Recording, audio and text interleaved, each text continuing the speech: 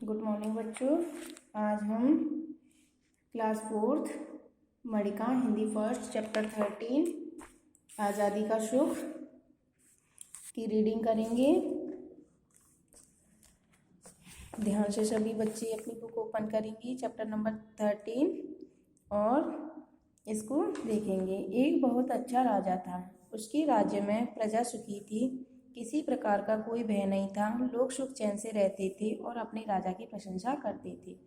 कि एक बहुत अच्छा राजा था, वहाँ की प्रजा सुख से रहती थी और वहाँ के लोग उसकी प्रशंसा करते थे, तारीफ करते थे। राजा पशु पक्षियों से बहुत प्यार करता था, उसके महल में कई हाथी और घोड़े थे। वह स्वयं भी जानवरों के पास जाता था, उन्हें प्यार से पुचकारता सहलाता था। वह किनसे प्रेम करता था? पशु पक्षियों से। कई सारे उसके पास हाथी और घोड़े थे उसके महल में, और पक्षी भी थे। राजा के सोने का कमरा पहली मंजिल पर था। उसका जो सोने जाता था वह कौन सी मंजिल पर था? पहली पर। उसके कमरे में खिड़की के पास आम का पेड़ था। राजा पलंग पर लेटे लेटे उस पेड़ को देखता रहता था। उसे वह पेड़ बहुत अच्छा लगता था। कभी पेड़ पर नई पत्तियां आ जाती थी तो कभी उस पर बौर आ जाते थे।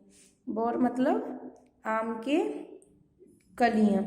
कभी उस पर छोटे छोटे आम आ जाते तो कभी पूरे पेड़ पर पके हुए सैकड़ों रसीले आम दिखाई पड़ते थे। उस पेड़ पर कई चिड़ियां भी आकर बैठती थीं।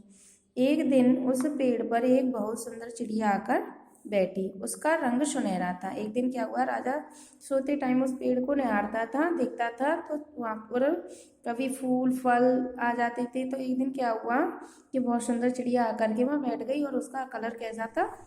गोल्डन कलर था। चिड़िया गाने लगी। उसका गाना इतना मीठा था कि उसके सामने बांसुरी की आवाज़ भी फीकी लगती थी। राजा और रानी को चिड़िया का गाना बहुत अच्छा लगा। चेंज करेंगे, अच्छा लगा।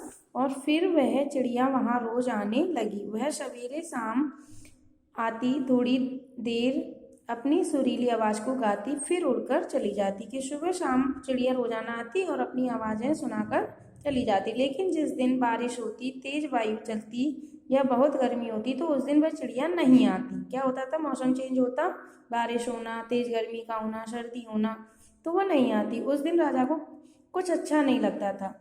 वह चाहता था कि रोज सुनहरी चिड़िया का गाना सुने। रानी भी चाहती थी कि वह उसका गाना रोज सुने।